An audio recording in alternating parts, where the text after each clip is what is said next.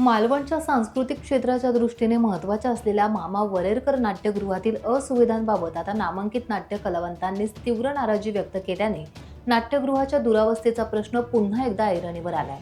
2 दिवसांपूर्वी मालवणच्या मामा वरेरकर नाट्यगृहात सादर झालेल्या आमने सामने या नाटकाचा प्रयोग संपल्यानंतर या नाटकातील लीना भागवत, केतकी विलास, मंगेश कदम, रोहन गुजर या कलाकारांनी उपस्थित मालवणवासियांशी संवाद साधताना नाट्यगृहातील अस्वच्छ प्रसाधनगृह, बंद एसी, मोडलेल्या खुर्च्या आणि अस्वच्छता याबाबत तीव्र शब्दात नाराजी व्यक्त केली.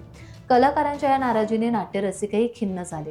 प्रशासनाने लोकप्रतिनिधींच्या नाकर्तेपणामुळे कलाकारांना झालेल्या वेदना आणि त्यांच्या जाहीर नाराजीपुढे शर्मेने मान घालावी लागल्याने मालवणातील नाट्यरसिकांकडून तीव्र संताप व्यक्त करण्यात येत आहे. मालवण नगरपालिका नाट्यगृहाच्या सुधारणेकडे लक्ष कधी देणार? नाट्यगृहाच्या दुरुस्ती आणि सुविधांसाठी सांस्कृतिक मंत्री आशिष शेलार यांनी घोषणा केलेल्या 10 कोटीच्या निधीचे पुढे काय झाले? मालवणच्या विकासाचे व्हिजन मांडणारे स्थानिक आमदार निलेश राणे या प्रश्नी तातडीने पावले उचलणार का? असे अनेक प्रश्न सध्या मालवणवासी आणि नाट्यरसिकांकडून विचारले जात आहेत. त्यामुळे नगरपालिका प्रशासनाने लोकप्रतिनिधी नाट्यगृहाच्या सुधारणेसाठी काय प्रयत्न करतात याकडे आता साऱ्यांचं लक्ष लागलं आहे. इतकी दुरावस्था आहे. लेडीज मेकअप रूमचे टॉयलेट, मी अत्यंत स्पष्टपणे बोलते की आम्ही 2 बायका प्रवास करून आलो आणि आमच्याबरोबर आमच्या मीनाताई, आमच्या हेअर ड्रेसर, ग्रुपमध्ये 3 बायका आहेत. आल्यानंतर जवळजवळ तास दीड तास आम्हाला वॉशरूमलाही जायला मिळालं नाही, कारण ते इतकी घाणेरडी होती. आणि एवढा प्रवास करून आल्यानंतर असं नुसतं थांबून राहायचं की आता काय करू काय करू काय करू. त्याने खूप त्रास होतो. किंवा इथली आतमध्ये तर तुम्ही कुणीही खरं तर उशीर झालाय मला माहिती आहे, पण प्रातिनिधिक स्वरूपात एक जरी माणूस आला आणि त्यांनी बॅकस्टेज येऊन बघितलं ना तर तुम्हाला अंदाज येईल की किती अव्यवस्था आहे. मी तक्रार नाही करत आहे, मी रिक्वेस्ट करते आहे की जर शक्य झालं, तुमच्यापैकी कुणी नाट्यकर्मी असतील, आपला हक्क आहे तो.